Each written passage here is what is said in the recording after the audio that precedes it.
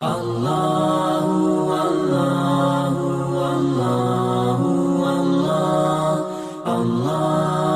के हालात क्या हैं? 30 साल पहले कश्मीर में कोई वाकया हुआ, एक फिल्म बनाई गई और उस फिल्म के अंदर यह दिखाया गया कि कश्मीर में एक खास मजहब के लोगों ने दूसरे मजहब के लोगों को मारा, काटा, उनकी औरतों की इज्जत को लूटा। और आज ये फिल्म दिखा करके पूरे हिंदुस्तान में उसको प्रमोट किया जा रहा है ताकि मुल्क का भाईचारा खत्म हो और लोग एक दूसरे के खिलाफ नफरत को पाए। अगर यही होना है तो आपके बिहार में भागलपुर में 1989 में बहुत बड़ा दंगा हुआ था। सैकड़ों मुसलमानों को मार करके खेतों में दबा दिया गया और उनके जिस्मों के ऊपर गोभी उगा दी गई। हमारे उत्तर प्रदेश में मेरठ के हाशिमपुरा में सैकड़ों मुसलमानों को पीएसी ने भून करके उनकी लाशों को नहर में बहा दिया। 2002 में गुजरात में हजारों मुसलमान मारे गए। प्रेग्नेंट औरतों के पेट में नेजा मारकर बच्चे को निकाल के हवा में लहराया गया। अगर घटनाओं पर फिल्में बननी चाहिए मेरे भाइयों, तो 2002 की घटनाओं पर भी फिल्में बननी चाहिए। अगर पीछे के दौर में किसने किसको मारा, अगर इसको दिखा करके नफरत पैदा करनी है तो फिर बहुत सारे वाकयात हिंदुस्तान की तारीख में। नफरत की बुनियाद पर देश तरक्की नहीं कर सकता, नफरत की बुनियाद पर मुल्क तरक्की नहीं कर सकते। आज अगर कुछ लोग अपनी सियासत के लिए हिंदू मुस्लिम को लड़ाना चाहते हैं, उनके दिलों में एक दूसरे के खिलाफ द्वेष और नफरत फैलाना चाहते हैं, वो ये बात नोट कर लें, याद कर लें, इससे देश का कुछ भला होने वाला नहीं है, इससे सिवाय नुकसान के कुछ हासिल होने वाला है। हमने हर जुल्म को कंडेम किया है। अगर 30 साल पहले कश्मीर में हमारे पंडित भाइयों, हिंदू भाइयों पर जुल्म हुआ तो गलत था और गलत है और गलत रहेगा, हम सपोर्ट नहीं कर सकते उसका। लेकिन जो 2002 में हुआ वो भी गलत था, जो 1989 में हुआ वो भी गलत था, जो मेरठ में हुआ वो भी गलत था। इंसान का खून एक इंसान बहाए, इंसान पर इंसान जुल्म करे, ये अन्याय है। इस्लाम इसकी इजाजत नहीं देता।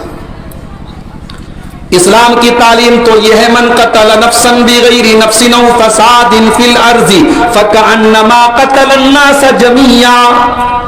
एक मनुष्य की हत्या करने वाला, एक निर्दोष को कत्ल करने वाला पूरी मानवता का, पूरी इंसानियत का कातिल है। वमन अहयाहा फकअन्नमा अहयन्नास जमीआ। और एक इंसान की जान बचाने वाला पूरी इंसानियत की जान बचाने वाला है।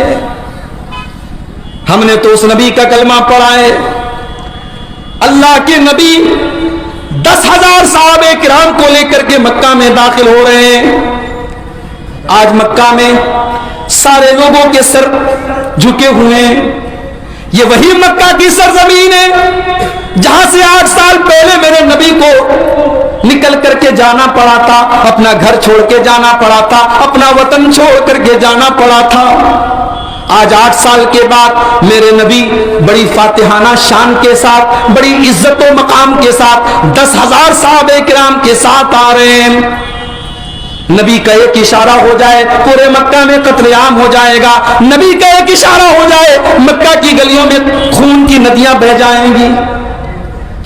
अल्लाह के नबी मक्का में दाखिल हो रहे हैं और हाय हाय, आज रूस हमला कर रहा है यूक्रेन के ऊपर। आज अभी मैंने न्यूज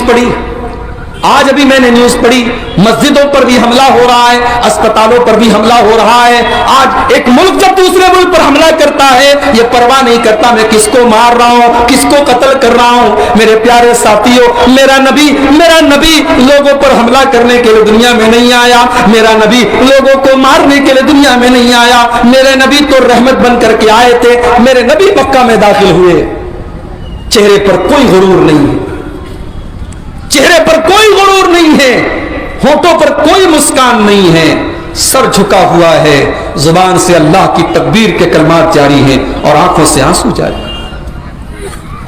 आप दाखिल हुए, खाने काबा के अंदर गए, उसमें हजरत इब्राहिम का फोटो रखा हुआ था, हजरत इस्माइल की पेंटिंग रखी हुई थी। आपने उस पेंटिंग को निकाल करके फेंका और दुनिया वालों से कहा, ओ लोगों, इब्राहिम अलैहिस्सलाम और इस्माइल अलैहिस्सलाम ने कभी अपनी तस्वीर बनाने का हुक्म नहीं दिया। खाने काबा में बहुत सारे बुत रखे थे, अल्लाह के नबी ने सारे बुतों को निकाला, नमाज पढ़ी 2 रकात, खाने काबा के बाहर निकले, खाने काबा के दरवाजे के पास खड़े हो गए। मक्का वाले लाइन से खड़े हुए, नबी ने खुतबा दिया, ला इलाहा इल्लल्लाहु वहदहु नसर अब्दहु व हज़मल अहज़ाब वहदहु। तमाम तारीफें उस अल्लाह के लिए हैं जिसने आज अपना वादा पूरा कर दिया और दुश्मनों को शिकस्त दे दी। ऐ मक्का वालों, आज मोहम्मद रसूलुल्लाह तुम्हारे सामने खड़े हैं, बताओ तुम्हें आज मुझसे क्या उम्मीद है, मैं तुम्हारे साथ क्या सलूक करूंगा। मक्का वाले बेचारे भीगी बिल्ली बने हुए, कहते हैं अखुन करीमुन इब्नो करीमिन, ऐ मोहम्मद आप बड़े शरीफ आदमी हैं और शरीफ बाप की औलाद हैं, हमें आपसे अच्छी उम्मीद है। अल्लाह के नबी चाहते तो इंतकाम लेते। ये वही मक्का वाले हैं जिन्होंने मेरे नबी के ऊपर नमाज की हालत में ऊँटनी की बच्चादानी ला करके रखी। ये वही मक्का वाले हैं जिन्होंने मेरे नबी की गर्दन में चादर डाल के गला दबाने की कोशिश की। ये वही मक्का वाले हैं जिन्होंने मेरे नबी का कत्ल करने की प्लानिंग की। ये वही मक्का वाले हैं जिन्होंने मेरे नबी को वतन से निकाला। आज सब लाइन से खड़े हैं। अल्लाह के नबी चाहते तो इंतकाम ले सकते थे, प्रतिशोध ले सकते थे, बदला ले सकते थे, मगर मेरे नबी तो रहमते कायनात बनकर के आए थे। मेरे नबी तो मर्सी और कृपा और दया बनकर के आए थे। मेरे नबी ने फरमाया, ला तसरीबा अलैकुमुल यौम इज़हबू अंतुम तुलका।